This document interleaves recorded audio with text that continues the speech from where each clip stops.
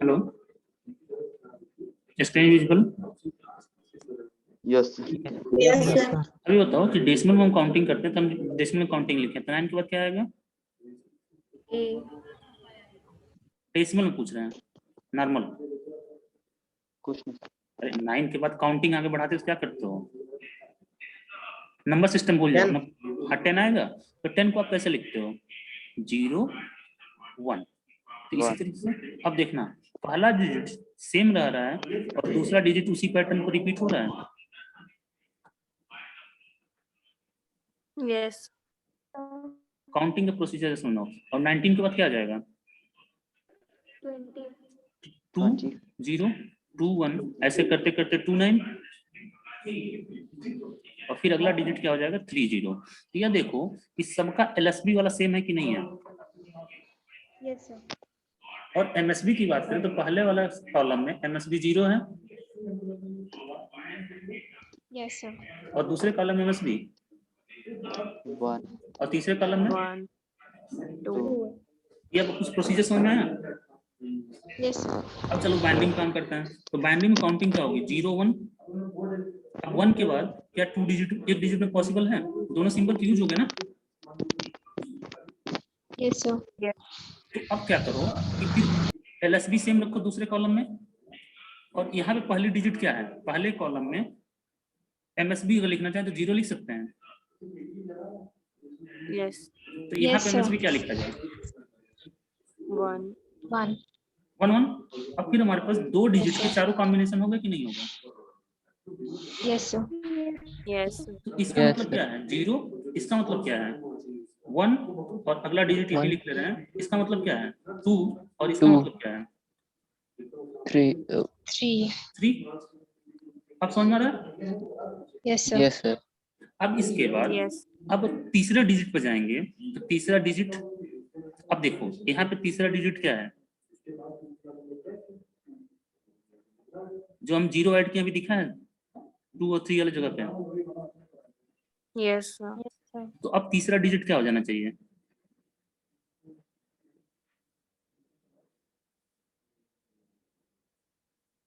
Hello,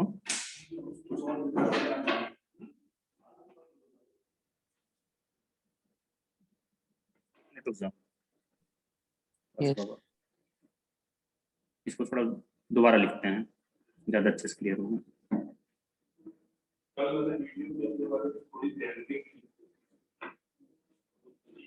देखो 2 digit खत्म हो गए, फिर इनको देखना जितने डिजिट से सारे यूज हो गए। तो अब हम क्या कर रहे हैं? 2 डिजिट में जा रहे हैं। तो 2 डिजिट में जाने के लिए पहले यहाँ पे 0 बढ़ा लो, तो फिर यहाँ पे अगले डिजिट में क्या हो जाएगा? 1 1 और यहाँ पे क्या हो जाएगा? 0 1। फिर उसके बाद तीसरे डिजिट में जाने के लिए फिर यहाँ 0 बढ़ा लो और बाकी 4 कॉम्बिनेशन क्या होंगे? 1 1 1 1 और इन्हीं सबको रिपीट कर दो। समझ में आया काउंटिंग कैसे लिख रहे हैं? यस। Yes sir. ठीक है। चौथे डिजिट में जाना हो तो फिर इनके आगे एक और 0 बढ़ा लो। अच्छा, अभी कितने कॉम्बिनेशन लिखे गए हैं? नंबर ऑफ कॉम्बिनेशन कितने हैं? 8। और 4 डिजिट से कितने कॉम्बिनेशन बन सकते हैं? 4 डिजिट 16। तो अब क्या बदला जाए? केवल अगर एमएसबी बदल के हम 1 1 कर दें और बाकी पूरा पैटर्न सेम रिपीट कर दें,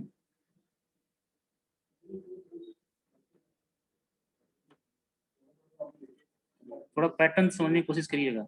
ये ऐसी चीज है जो जितना मतलब दिमाग लगाएंगे उतना आसान होता जाएगा। काउंटिंग समझ में आई? Yes sir. ठीक, ये बाइनरी काउंटिंग हो गई। अब मान लो ऑक्टल में काउंटिंग करने चलते हैं हम लोग। तो ऑक्टल में काउंटिंग कैसे किया जाए? 0 1 2 3 4 5 6 7। अब 7 पद पॉसिबल है ऑक्टल में?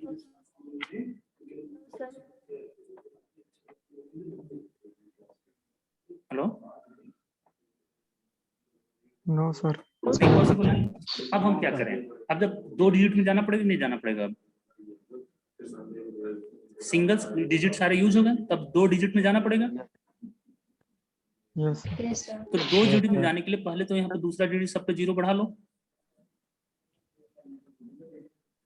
अब क्या किया जाए, दूसरा डिजिट क्या कर दें 1 1 और पूरा पैटर्न सेम रिपीट कर लें। 0.0 कुछ हद तक समझ में आ रहा है कि नहीं समझ में आ रहा है?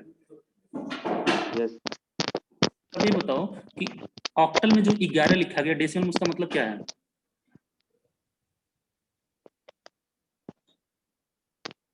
9 सर। हाँ सर इसका लेक्चर कब अपलोड कर देंगे जीसी पे, क्यों नहीं करेंगे ये भाई? लेक्चर आज हो जाए? नहीं आज नहीं होता क्योंकि आज 5 बजे तक हम यहीं बिजी रहेंगे, लैब है इसके बाद, कल ही करेंगे। Okay sir. या काउंटिंग समझ में आ रही है? अब बताओ अगला डिजिट क्या हो सकता है? अब फिर 0 हो गया, 1 हो गया और 1 के बाद क्या आ जाए? 2 2 0 और एमएसबी सेम रिपीट कर लें।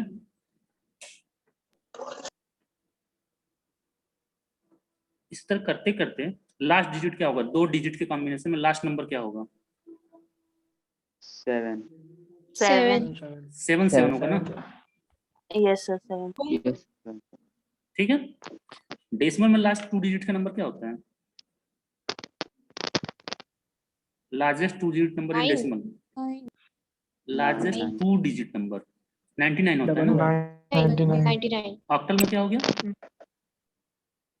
77. 77। समझ रिलेट कर पा रहे हो एक दूसरे से? Yes, sir. Yes. yes ठीक है, ये काउंटिंग का तरीका होता है। अब देखिए आप लोग के सिलेबस में जो हमारे पास है, एक मिनट जरा हम सिलेबस दोबारा शेयर कर रहे हैं। नॉट विजुअल, क्या विजुअल है? सिलेबस की बोर्ड?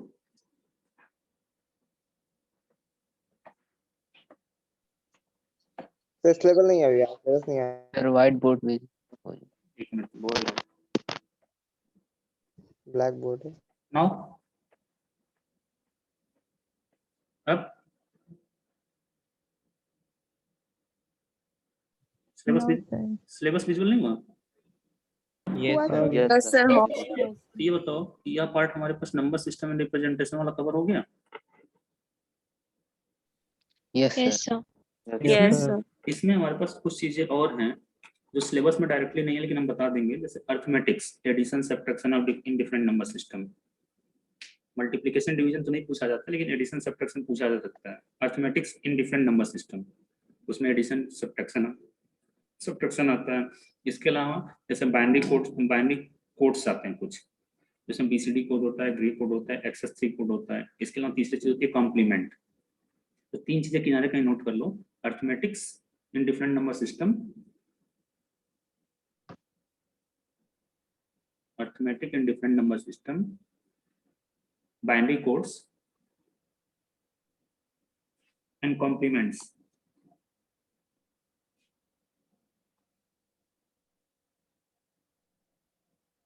नोट हो गया? Yes, sir. ठीक, यस सर। उसको हम अलग से बताएंगे, सिलेबस में नहीं है डायरेक्टली। इसके बाद अगला टॉपिक है introduction of basic and universal gate. तो क्या इसमें जो हमने लैब में पढ़ाया उसके बाद कुछ और डिस्कस करने की जरूरत है? अच्छा 1-4 की लैब तो नहीं हुई है ना? सॉरी 1-4 की लैब हम लेते नहीं है। नहीं सर 1-3 चलो हम इसका लैब वाला बता दीजिएगा एक बार। एक बार वीडियो लेक्चर अपलोड करते हैं, उसको देख लेना, फिर भी कोई दिक्कत हुई बता देंगे हम इसमें। 1-3 बताइए, इसमें हमारे पास बेसिक गेट्स और क्या कहते हैं, मतलब एंड और नॉट, एक्सऑर, एक्सनॉर और नैंड और नॉर, ये सब बता चुके हैं ना? yes sir और Yes, sir. नैंड और नॉर का यूज करके डिफरेंट गेट बनाना भी तो बता चुके हैं। Yes sir. तो इस पोर्शन को स्किप कर सकते हैं अभी तत्काल के लिए। 1-4 वाले नोट कर लीजिए, इसको हम कभी ट्यूट क्लास में बता देंगे आप लोग को इसी बीच में। ओके सर ठीक है, या फिर चलो दोनों क्लास अगर कंबाइन हो पाएगी तो कंबाइन ही बता देंगे, उसमें कोई दिक्कत नहीं है। लेकिन इसमें बेसिक चीजें ऐसी हैं तो आपको मैक्सिमम चीजें मालूम, बस हमें हिंट प्रोवाइड करना है। अब इसके बाद अगला टॉपिक हम लोग स्टार्ट करेंगे, Boolean algebra, simplification of Boolean function. अच्छा, बूलियन अलजेब्रा और नॉर्मल अलजेब्रा जो तो पढ़ते हैं उसमें कोई डिफरेंस कोई बताएगा?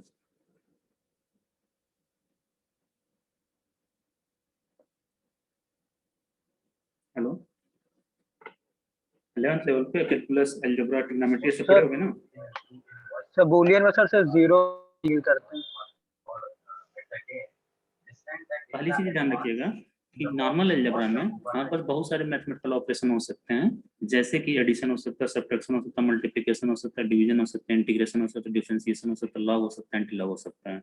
नॉर्मल अलजेब्रा में सब कुछ होता है।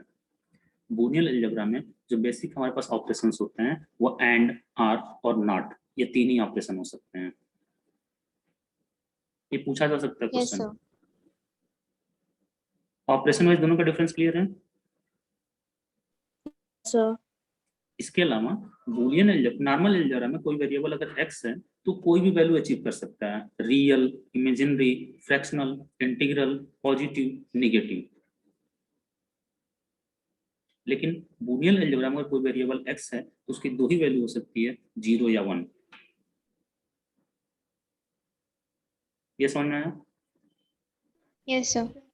तीसरा डिफरेंस ये होता है कि अगर हमारे पास बूलियन अलजेब्रा में x का कोई पॉलिनोमियल लें तो उस पॉलिनोमियल की वैल्यू कुछ भी हो सकती है। जैसे एक्स स्क्वायर, एक्स की वैल्यू मान लो 2 है, x square plus 2x plus 4, इसकी वैल्यू कुछ मिलेगी कि नहीं मिलेगी? फाइनाइट।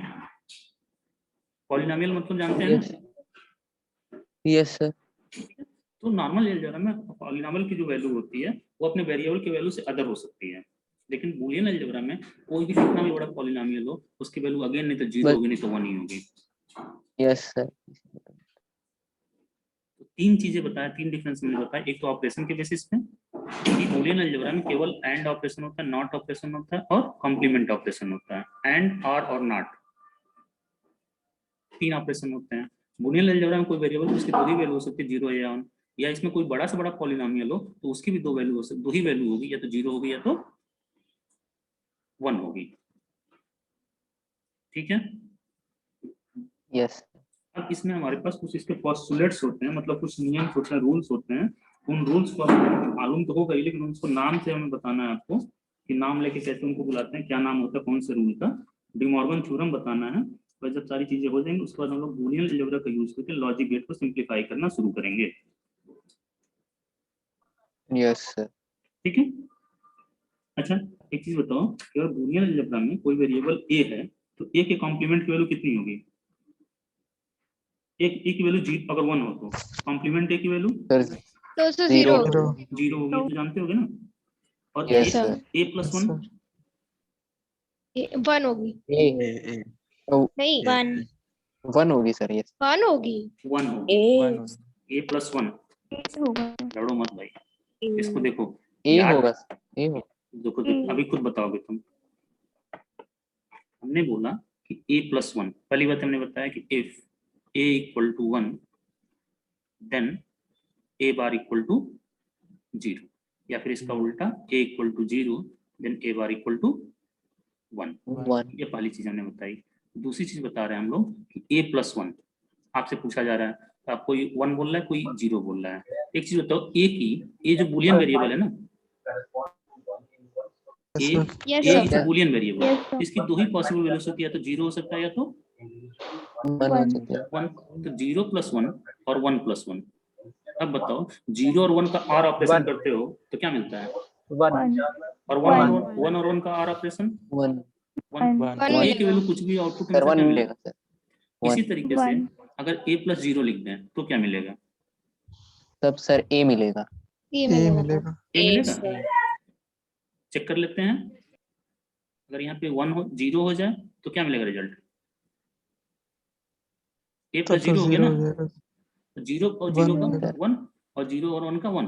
तो देखो जो 1 ए की वैल्यू वही तो आउटपुट को मिल रहा है। यस तो ए प्लस 0 Yes. क्या लिख सकते हैं? ए ए लिख सकते हैं। इसी तरीके से तीसरा रूल, ए डॉट 1 और ए डॉट 0। तो ए डॉट 1 का मतलब क्या हुआ कि 1 तो फिक्स हो गया, Yes, और sir. ए की ए दो वैल्यू हो होगा सकती है, या तो 0 हो सकती है ए या तो होगा। 1 हो सकती है। तो यहाँ पे 0, यहाँ पे 1, ए हो जाएगा। और ए डॉट 0 0 0. 0। इसमें कोई दिक्कत? No sir. नो नहीं। सर। इसी तरह चौथा रूल अगर हम बात करें, अगर हम a प्लस a बार कहें तो कितना होगा? 1 वन। 1। 1 होगा। अगर a की वैल्यू, इधर देखो, Yes. अगर रूल नहीं मालूम है तो a की वैल्यू अगर 0 लेते हो तो a कॉम्प्लीमेंट मतलब क्या हो जाएगा? 1 1। रिजल्ट क्या मिल जाएगा? 1। और a की One. वैल्यू अगर 1 लेते हो तो a कॉम्प्लीमेंट मतलब अगेन क्या मिलेगा? 1. तो दोनों केसेस में क्या मिलेगा? 1 सही है ना? लॉजिकल तो सही लग रहा है। हाँ सही है, ठीक है। इसी में और कुछ चीजें और हम ऐड कर दें कि a प्लस a कितना मिलेगा? ए मिलेगा। अगर 0 होगा तो 0 प्लस 0 और 1 होगा तो 1 प्लस 1। दोनों केसेस में 0 या 1 मिलेगा कि नहीं मिलेगा? Yes. Yes sir. ठीक। तो एडिशन के 2 रूल यहाँ बताए और 2 रूल यहाँ बताए, ठीक है। सर दूसरे वाले में ए नहीं होगा? अच्छा अरे ए मिलेगा, बोले तो ये है ना, यस ठीक है। अब इसमें हमारे पास अगर एडिशन के 2 रूल बता दिए तो मल्टीप्लिकेशन वाले भी 2 रूल बात कर लेते हैं। देखो, हम एडिशन बोलेंगे तो उसका मतलब आर समझना, और मल्टीप्लिकेशन बोलेंगे तो उसका मतलब एंड। अब इसी तरीके से अगर हम ए डॉट ए बार और ए डॉट ए पूछें तो पहले बताओ ए डॉट ए बार कितना होगा? 0। 0 पक्का? 0. हाँ सर। 0। और ए डॉट ए 1 होगा। क्या होगा? 1। दोबारा सोचो। ए होगा ए ए होगा। Yes, sir. A. ये नोट कर रहे हो ना सारी चीजें? यस ठीक है। अब इसमें हम आपको चलो नाम बता देते हैं। ये जो दोनों हमारे पास, ये तीसरा और पांचवा जो है, ये तीसरा पांचवा को हम एंड लॉ करते हैं। Third and fifth and, A and D, and law.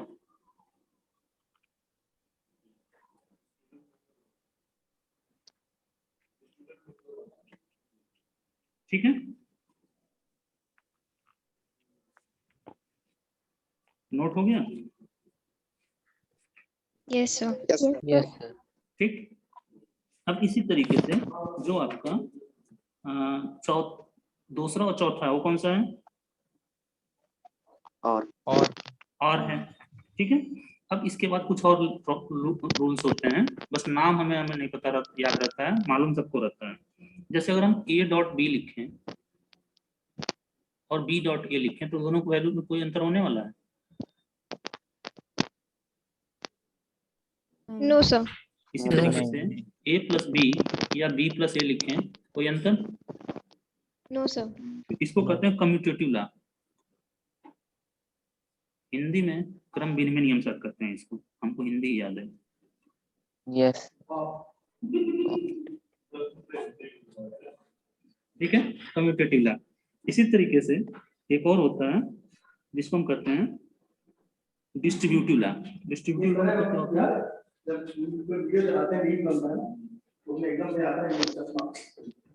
इसको क्या लिख सकते हैं? A dot B plus A dot C, इसको हम कहते हैं डिस्ट्रीब्यूटिव लॉ।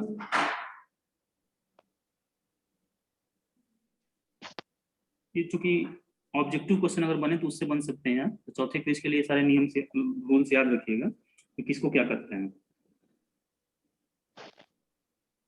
ठीक है। एक और होता है ए डॉट बी ब्रैकेट में करके डॉट सी कर दें तो उसे हम A dot B dot C भी कर सकते हैं। ये भी कोई खास रूल नहीं है, तो बस आसान सा है। A plus b plus c equal to हम चाहे तो लिख सकते हैं a plus b plus c, और इसे कहते हैं एसोसिएटिव लॉ। ये तीनों रूल नोट कर लीजिएगा।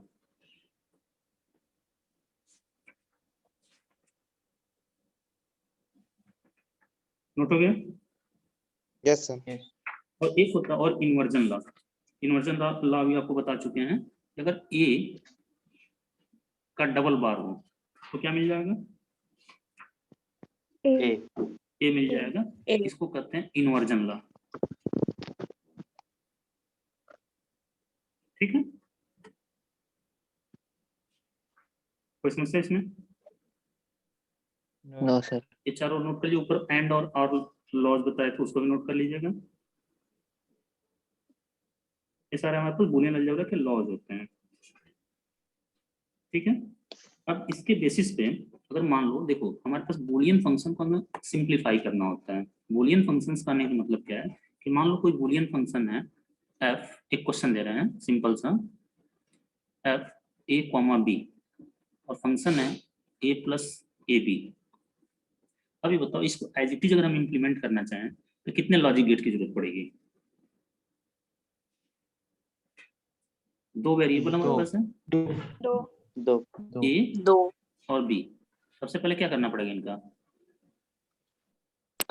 ए बी का ए डॉट बी करेंगे, A A dot dot and gate, and और यहाँ पे क्या मिल जाएगा? ए डॉट बी, और फिर उसको ए के साथ और करना है ना, यस सर, और यहाँ पे मिल जाएगा और gate A plus A B, A plus A B. कितने गेट लगे?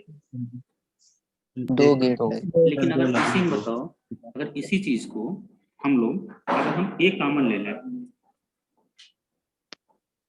हेलो, कॉमन लेने यस का सर, मतलब अगर हम ये हम हटा दें यहाँ से क्या हो सकता है? 1 प्लस बी 1 बचेगा, plus b और 1 प्लस बी क्या होता है? 1 होता है। 1, और ए डॉट 1 कितना हो जाएगा? ए तो क्या अब कोई गेट की इसको जरूरत इसको इम्प्लीमेंट करने किसी गेट की जरूरत है? No sir. नहीं। तो हमारे पास कॉस्ट या फिर इम्प्लीमेंटेशन कॉस्ट या फिर डिले जो होगा, प्रोसेसिंग टाइम कम हो जाए कि नहीं हो जाएगा? यस सर, बहुत कम हो गया। तो इस केस में हमारे पास इसको हम कहते हैं सिंप्लीफिकेशन ऑफ बूलियन फंक्शंस। और किसी भी बूलियन फंक्शन को इम्प्लीमेंट करने से मतलब, इम्प्लीमेंट करने मतलब सर्किट में बनाने से पहले उसे हम सिंप्लीफाई करने की कोशिश करते हैं। ठीक है, we try to simplify it ताकि हमारे पास इम्प्लीमेंटेशन कॉस्ट या फिर ओवरऑल डिले बिटवीन इनपुट और आउटपुट कम हो सके। हमें सिंप्लीफाई करना होता है, और सिंप्लीफाई करने के 3 मेथड होते हैं। एक होता है जो जितने हम लॉज आपको बताए हैं उन बूलियन फंक्शंस के लॉज का यूज करके, बूलियन लॉज का यूज करके हम उसे सिंप्लीफाई करें। दूसरा होता है उसको सिंप्लीफिकेशन करने के तरीके जिसको हम कहते हैं कार्नाफ मैप या फिर के मैप, नाम सुना होगा। यस सर, और तीसरा होता है टेबुलर मेथड। टेबुलर, तो टेबुलर मेथड हम लोग के सिलेबस में नहीं है। हम लोग के सिलेबस में simplification using Boolean algebra and simplification using के मैप, यस सर, इतना हम लोग को पढ़ना है। तो कल कुछ और लॉज बताएंगे, जैसे एक ड्यूअलिटी थ्योरम होता है और एक डिमॉर्गन थ्योरम होता है। Duality theorem and De Morgan theorem, yes sir. कल इनको बता के फिर कुछ और क्वेश्चंस करेंगे, फिर उस पर के मैप पे हम लोग चलेंगे। ठीक है, हाँ एक चीज और, इसको क्लोज करते हैं। दोनों ग्रुप साथ ही में सुन लीजिए। हमने सारे असाइनमेंट की डेट क्रिएट कर दी है। असाइनमेंट 1/4 में मैं लीव, 1/3 कंटिन्यू कर सकता है। लैब स्टार्ट करने जा रहे हैं।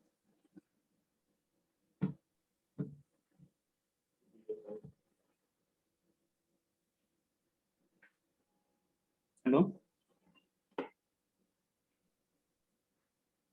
दोबारा स्टार्ट करते हैं थोड़ी देर बाद, 5 मिनट बाद। 1/3 विल ज्वाइन फॉर लैब।